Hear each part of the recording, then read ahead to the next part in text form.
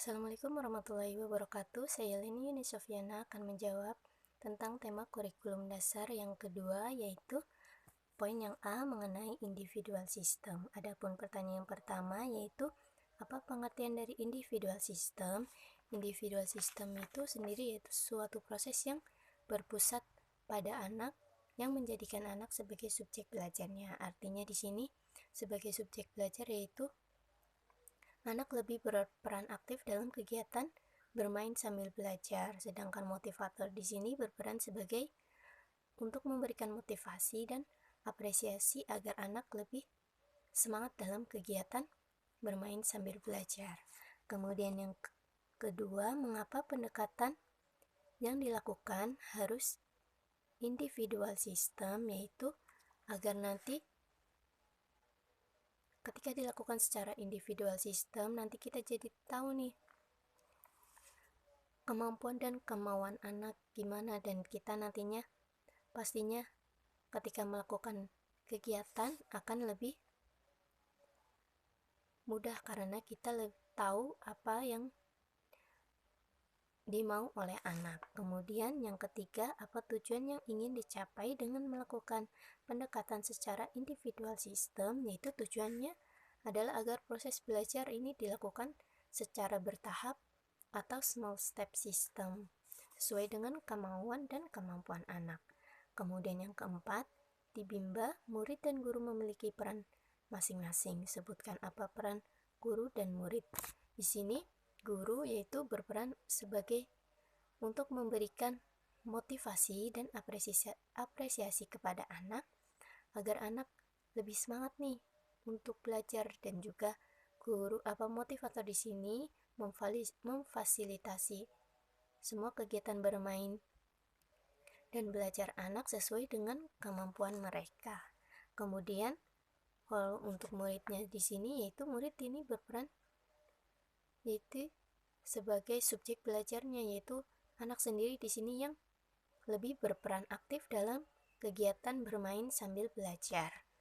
Kemudian yang kelima, apa perbedaan antara metode individual system dengan classical system? Kalau dalam metode individual system, yaitu kan dilakukan secara bertahap, dan anak sebagai subjek belajarnya dan anak yang lebih berperan aktif dalam kegiatan bermain sambil belajar. Sedangkan kalau untuk classical system, subjek belajarnya itu adalah gurunya, dan guru sebagai pusat belajarnya, nanti belajarnya sesuai dengan kemauan gurunya nih, sesuai materi yang sudah disiapkan oleh gurunya, seperti itu. Kemudian yang ke-6, bagaimana cara yang dilakukan motivator agar dapat melakukan pendekatan secara individual system? Yaitu yang pertama, sebagai motivator kita nih harus mempelajari dan mengenal karakter setiap anak nih. Jadi nantinya kita dapat melakukan pendekatan sesuai dengan karakter masing-masing anak. Kemudian juga yang kedua, kita juga harus tahu nih kesukaan anak. Jadinya nanti ketika dalam proses kegiatan belajar mengajar, kita jadi tahu nih apa yang bisa membuat anak tertarik untuk senang dalam mengikuti kegiatan bermain sambil belajar. Kemudian yang selanjutnya yaitu kita juga harus satu langkah lebih depan, yaitu kita satu langkah lebih di depan, yaitu nanti jika nanti anak tiba-tiba merengek, kita jadi lebih punya antisipasi seperti itu. Dan juga yang selanjutnya, kita jangan minta anak untuk mengerti kita, tapi kita yang lebih mengerti anak. Kemudian yang selanjutnya yaitu kita juga harus memberikan reward dan evaluasi kepada setiap anak. Apakah ketika dalam kegiatan bermain sambil belajar anak tuh senang atau tidak, seperti itu. Kemudian yang ketujuh, apa dampak yang akan terjadi bila pendekatan dilakukan secara individual system?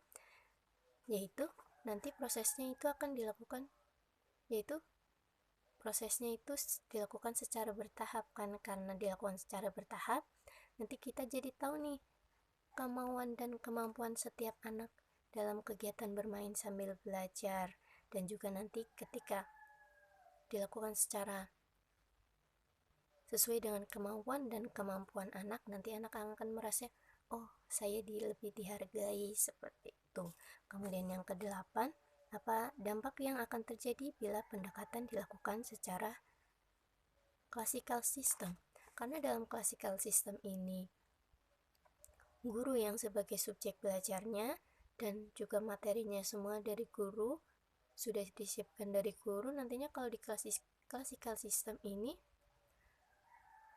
kan tidak sesuai dengan kemauan anak, tapi sesuai dengan kemauan gurunya masing-masing. Makanya nanti kalau di classical system itu anak jadi merasa lebih cepat bosan, dan juga anak itu tidak lebih mudah mengerti, karena yang penting itu semua materinya lebih sudah tersampaikan dan guru tidak mau tahu tentang paham atau tidaknya, seperti itu.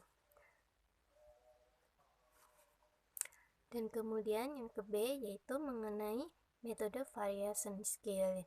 Adapun pertanyaan yang pertama yaitu apa pengertian variation skill, yaitu kemampuan yang harus dimiliki oleh setiap motivator nih dalam memvariasikan kegiatan bermain sambil belajar di dalam kelas. Kemudian yang kedua, mengapa kegiatan belajar harus divariasikan? Kenapa harus divariasikan? Karena di sini rentan konsentrasi anak itu memiliki rentan konsentrasi yang rendah, yaitu sekitar 10 menit.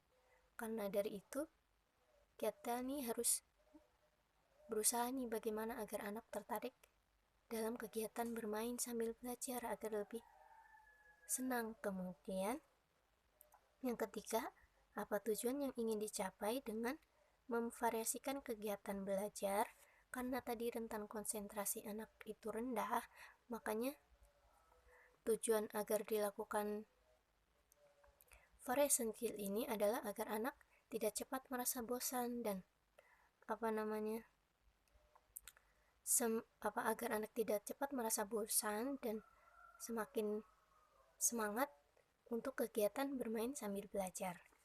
Kemudian yang keempat, sebutkan 3 aspek belajar, yaitu ada aspek kemampuan afektif, kemudian ada aspek kemampuan kognitif, dan juga yang ketiga ada aspek kemampuan psikomotorik. Yang kelima, apa kegiatan yang termasuk kegiatan aspek kognitif? Aspek kognitif itu yaitu aktif sendiri, yaitu sesuai dengan yang berkaitan dengan kemampuan otak atau sesuai dengan kecerdasan anak. Yaitu contoh kegiatannya yaitu seperti membaca dan juga berhitung. Kemudian yang keenam, kegiatan apa yang termasuk dalam aspek afektif? Aspek afektif ini yang berkaitan dengan perasaan anak, yaitu contoh kegiatannya yaitu seperti bernyanyi, bercerita, berdialog, seperti itu.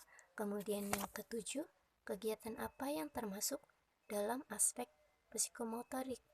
Aspek psikomotorik ini yaitu kegiatan yang berkaitan dengan fisik. Ada 2 nih. Yang pertama motorik kasar, yang kedua motorik halus. Kalau motorik kasar itu contoh kegiatannya seperti melempar, menari, kemudian ada juga menangkap. Kemudian kalau untuk motorik halus ini yaitu seperti mewarnai atau menarik garis. Yang kedelapan, bagaimana nih cara motivator memvariasikan kegiatan belajar dengan aspek belajar, yaitu cara penerapannya yaitu dengan memvariasikan aspek afektif, kognitif, dan juga psikomotorik. Dan juga nantinya kita itu harus menghindari kegiatan secara berturut-turut nih, dan juga nanti di variation skill ini ada yang namanya teori Bandul. Jadi nantinya kegiatan yang pusatnya itu ada bermain baca-bacaan, sedangkan ada kegiatan selingannya seperti itu.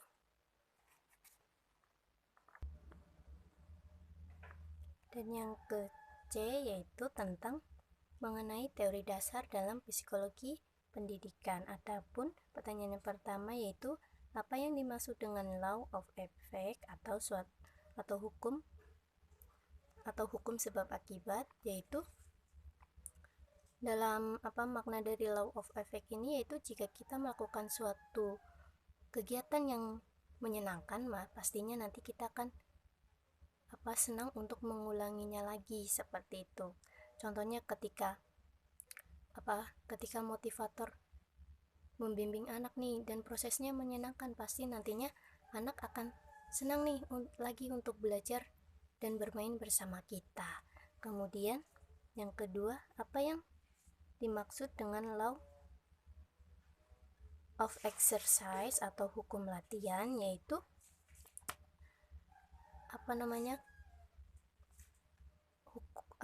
the law of exercise atau hukum latihan yaitu nanti seperti tadi nih, the law of effect. Jika nanti kegiatannya dilakukan secara berulang-ulang, pastinya nantinya akan berdampak mampu bagi anak. Contohnya seperti nanti ketika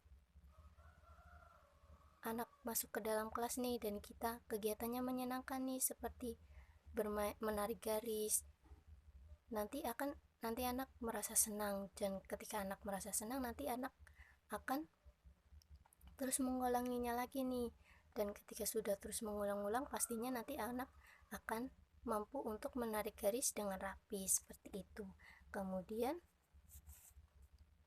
yang ketiga, apa yang dimaksud dengan the law of readiness.